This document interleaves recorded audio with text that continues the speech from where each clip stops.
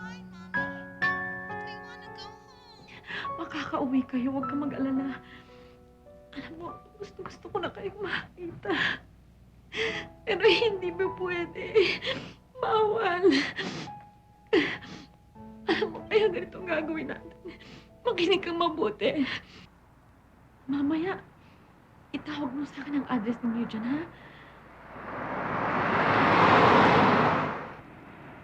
Sigurado ka ba sa gagawin natin? Oo.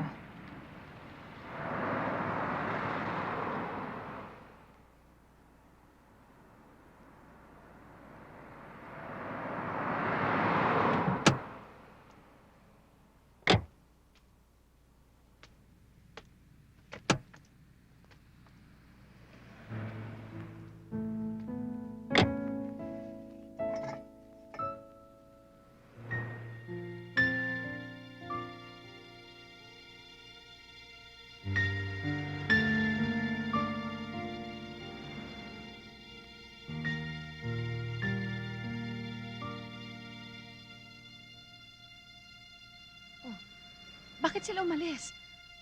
Gusto ko pa silang makita. Rose! Buksan yung pinto! Pwede ba huwag akong pigilan? Rose! Buksan yung pinto! Buksan yung pinto! Rose! Pinto! Who are you? Mommy, Daddy! Listen to your children!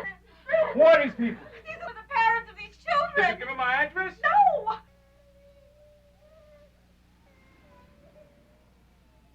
Go to bed! Where is your brother? Go to bed! Go to bed! Please. I can sympathize with you, but I don't break rules. I can't let you in. They need us. You need a court order to see them. Anong court order? Wala kayong karapatan na kami yung mga magulang nila! Look, I Hanap understand. namin sila! I don't understand what you're saying. Please leave before I call the police. You can call the police! We're not leaving!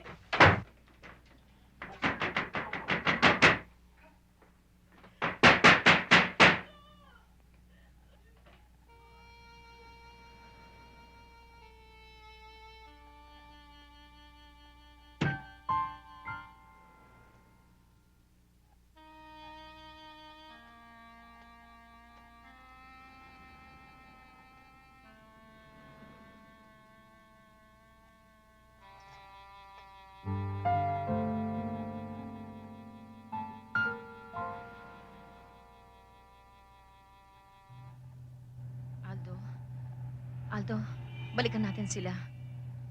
Ano? Balikan natin sila, itakas natin sila. Nababaliw ka na ba? Lalong lalala kaso natin.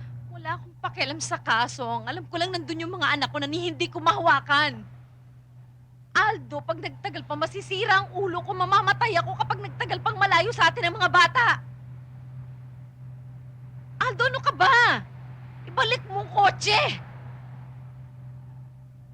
Ano ka ba? Wala ka bang concern? Kapag hindi mo ibinalik ang kotseng ito, bababa ako ako! Rose! Ano ka ba, Rose? Ayoko nang mabuhay! Tayong dalawa. Ibabangga ko na lang itong kotse para sabay na tayong mamatay.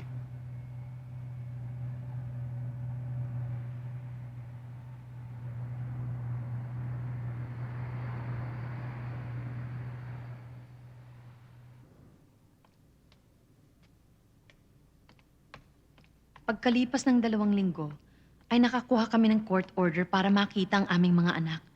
Sabik na sabik kami.